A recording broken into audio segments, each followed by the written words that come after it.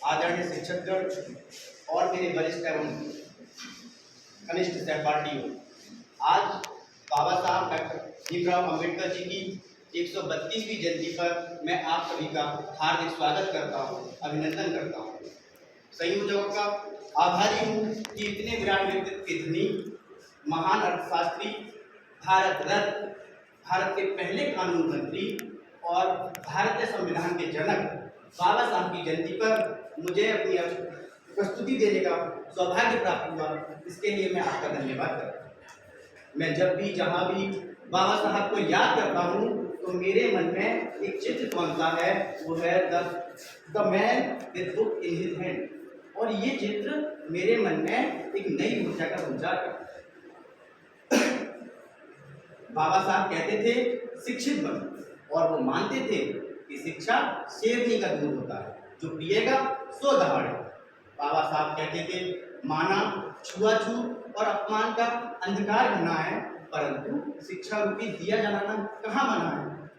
इसी क्रम में बाबा साहब ने एक नहीं, दो नहीं, तीन नहीं, चार PhD की उपाधि हासिल की थी। बाबा साहब किसी एक जाति, किसी एक धर्म या किसी एक वर्ग के नेता न होकर पूरी मानव जात के नेता थे। या कहूँ पंक्ति में खड़े हर आखिरी व्यक्ति की आशा की किरण थे बाबा साहब। विश्व भर में धनवान, प्रगतिशील या फॉरवर्ड कहे जाने वाले देशों में भी महिलाओं को मताधिकार पाने के लिए 60 से 70 साल तक आंदोलन करने पड़े थे। वही अधिकार भारतीय महिलाओं को संविधान लागू होने के पहले दिन से प्राप्त है। हिंदू माइनॉरिटी एक्ट हो या Hindu marriage act, Hindu maintenance act हो या हिंदू एडॉप्शन एक्ट, सब बाबा साहब का ही पुरुषार्थ है। विश्व पटल पर सबसे बड़ी सत्ता के सामने बाबा साहब ने मजदूरों को उनका हक दिलाने का कार्य।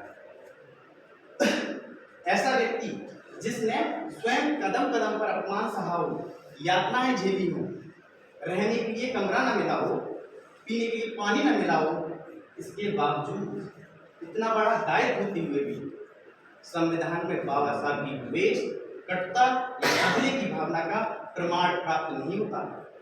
इस सच में परमात्मा बाबा साहब से प्रेरणा मिलती है कि संभव है सब कुछ, असंभव कुछ नहीं, कर हौसले बुलंद, दूर कुछ भी नहीं। इसलिए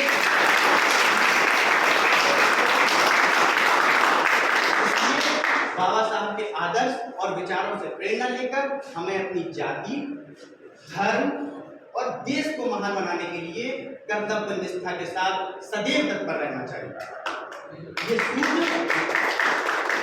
ये सूत्र अछूत कैसे हो गए? ये नीति भारत देश में बांटो और राज करो की नीति के आधार पर विदेशी आक्रमणकारियों की देन थी, क्योंकि जन्म से छोटा या बड़ा होना पश्चिम की परंपरा है। ये मानना कठिन है कि कोई अपने आत्मबल और प्रतिभा के दम पर इतना महान हो सकता है। ये भी मानना कठिन है कि कोई 9 भाषाओं का ज्ञान अर्जित कर सकता है। ये भी मानना कठिन है कि कोई 35,000 किताबों का अध्ययन कर सकता है। और ये भी मानना कठिन है कि कोई इतना भव्य संविधान बना सकता है। परंतु ये सच है कि अगर बाबा साहब ना होते तो गरीब गरीब होता, अछूत को अधिकार न मिलता, महिलाओं का उत्थान न होता, मजदूरों को हक न मिलता।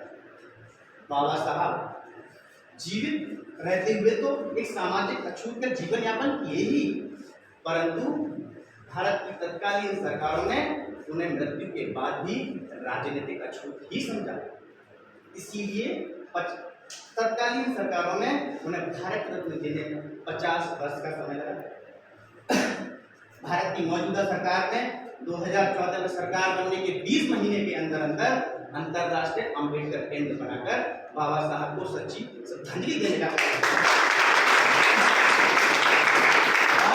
2015 में इसी सरकार ने इस दिवस को एक राष्ट्रीय अवकाश घोषित कर बाबा साहब को श्रद्धांजलि देने का कार्य। लेकिन परंतु बाबा साहब को सच्ची श्रद्धांजलि होगी तब जब पंक्ति में खड़ा हर आखिरी व्यक्ति शिक्षित होगा। सच्ची श्रद्धांजलि होगी तब जब सबको समान अधिकार होगा। सच्ची श्रद्धांजलि होगी तब जब महिलाओं का उत्थान होगा, क्योंकि बाबा साहब मानते थे किसी भी समाज का उत्थान या उन्नति देखने के लिए आपको उस समाज की महिलाओं की उन्नति को नापना चाहिए। बाबा साहब जो मानते थे वो कुछ इस प्रकार था, सब पढ़ें, सब बढ़ें, सब करें व्यापार, सब सबकी सेवा करें, ऐसा हो समाज। इसलिए ये देश सदा सर्वदा बाबा साहब के योगदान के कृतज्ञ था, है और रहेगा, ऋणी था, है और रहेगा।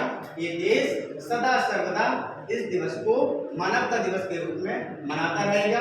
अंत में मैं अपनी वाणी को विराम देता हूं और आप सभी को इस समानता दिवस की हार्दिक बधाई देता हूं।